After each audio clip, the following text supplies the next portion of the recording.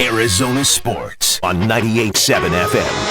Shane Doan, as the captain, records another goal. Coyotes captain Shane Doan.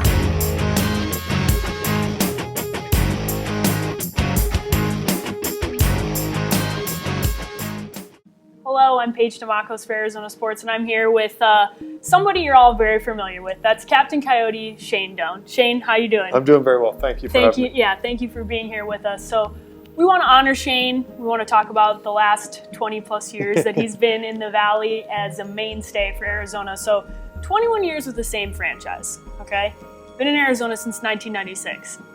What has kept you here in Arizona all this time? Well, you know what? It really became home early on. I had a young family, and my kids kind of fit right in right away. And after that, then we've stayed, and it's kind of got the Western theme, which I really enjoy. I really enjoyed the horse side of it, and the weather. You can't beat it. Came home. Yeah, it's a little bit different than Canada. It is. It's considerably different than where I grew up, and there's some things that I really enjoy about it. What are some of the things that make you tied to this organization in specific? Well, I think the fact that they never got rid of me. I mean, they had it's amazing. People are like, "Oh, you showed such loyalty." I'm like, "Well, a lot of guys would show loyalty if the team didn't trade them away." Yeah. So I can't take any credit for that. But them showing the loyalty to me was something that meant a lot to me.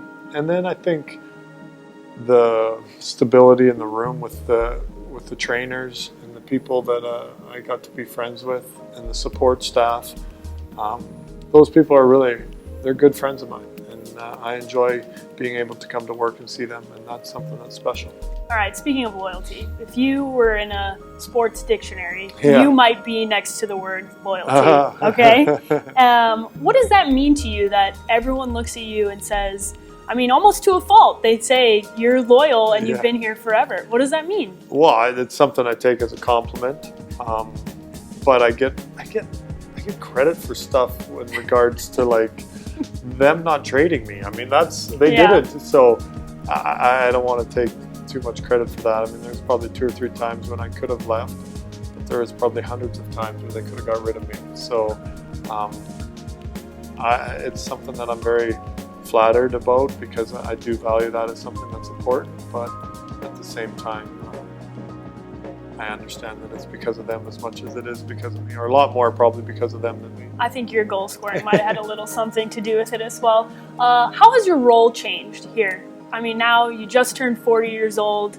It's much different for you now that you have young guys that are in their late teens, early 20s. What's the role now versus the role back then? I think back then you're probably a little bit more focused on yourself, and the fact that you're trying to find your own way through the league and trying to figure out what works and things that help you.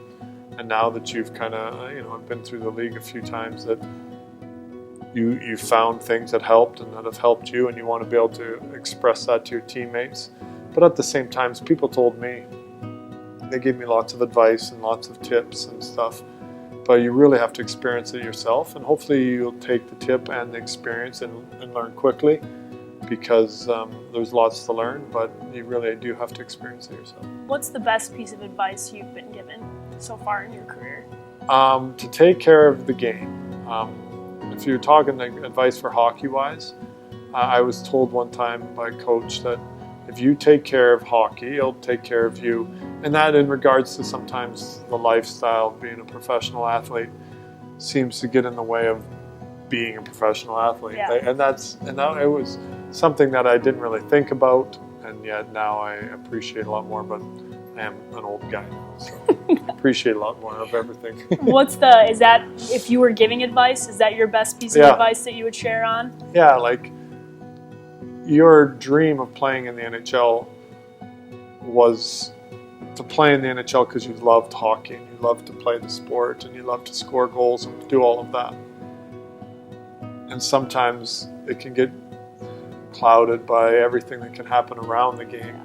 And you need to make sure that you stay focused. And it'll take care of you. If you take care of everything else, you take care of the game, it'll take care of everything else for you. It's an easy one, I guess. a good blueprint for a recipe for Yeah. success for a long time in the Yeah. NHL. Yeah. What has changed in the league in the last 20 years? What's the biggest change? Because I mean, just finesse, the fact that there used to be a lot more fighting in the game. What are some of the things that you've watched that you're like, wow, I didn't think that would happen in the league? The physicality is now with regards to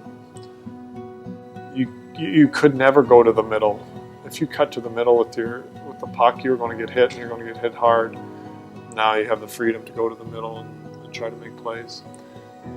And if you went to the middle and got hit, it was your fault.